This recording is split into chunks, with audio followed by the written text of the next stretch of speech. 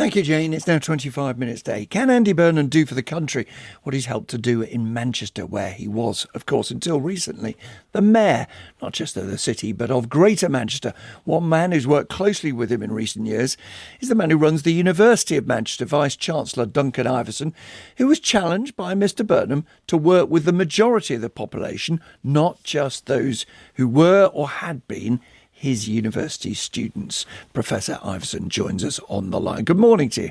Good morning from Manchester. What lies behind the language that we're hearing today, Duncan? What is it, do you think, that Burnham is getting at?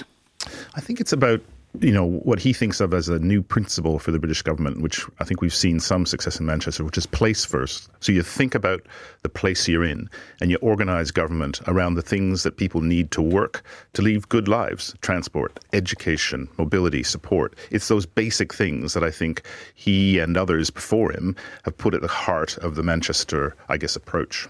You've talked of him reimagining the British state, and you have the vantage point of being a Canadian who spent lots of his career in Australia, but came back to Manchester where you've studied. So what do you mean by reimagining Well, the look, British it's state? one of the reasons I came. It is about the primacy of place. It's about bringing place back to the centre of politics. There's a lot of anger, resentment in our politics. People feel distant from government. They feel the system is sort of against them.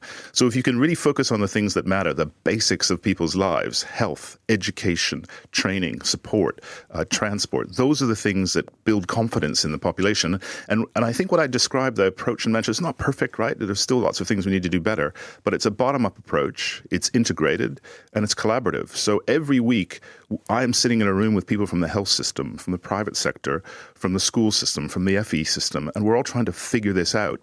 And as you said, when I first arrived, Andy said, look, it's great to have you here, but 2/3 of young people in Manchester don't even go to university. How are you going to help me address that? And that's a fantastic sort of, mindset to have in our city. And in part, he has challenged you because I know that Manchester is booming in the city, but you don't have to go very far, do you, to the towns that surround Exactly. it? Which they don't just not benefiting, they're actually deeply resentful of Manchester often. Yeah, so I think the first phase of Manchester's success, Richard Lees, Howard Bernstein, really re-energized the city. And Forgive me, just for those who don't know, they were the leaders of the city long before the regional mayor was created. Correct. So 20 years of a vision and stable leadership.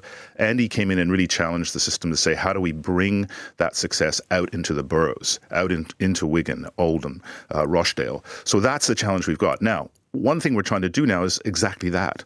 So my university, for example, University of Manchester, we are leading the development of an advanced manufacturing centre in Rochdale. We do some amazing research in materials and all the exciting science on our campus on Oxford Road.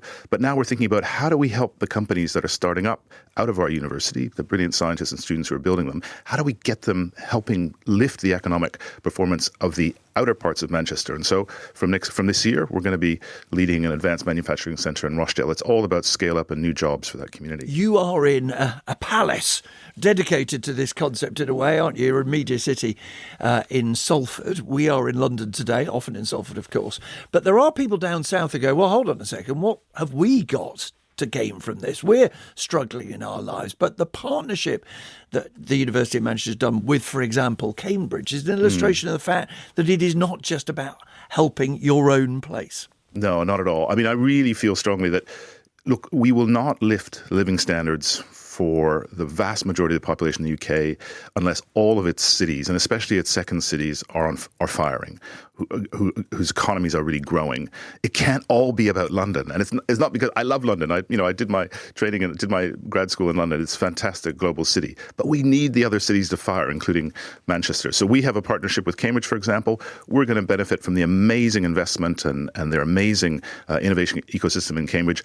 They see opportunities in Manchester with the talent we have and also the space and the infrastructure for their companies to grow. That's an example of a national innovative partnership based on place-based approaches to the government. And I think that's going to be the challenge for Andy. Can we scale this across the country? We think we've got some good models. We're really willing to work with others to demonstrate that, but that's going to be the challenge for him, I think. And scaling is a problem in particular because there have been parts of the country that don't have directly elected mayors yet, large parts of the country. And even those that do have often argued about who should have the power. In Yorkshire, for a long time, there's arguments between Leeds and Sheffield and parts of the northeast, between different towns and cities as well.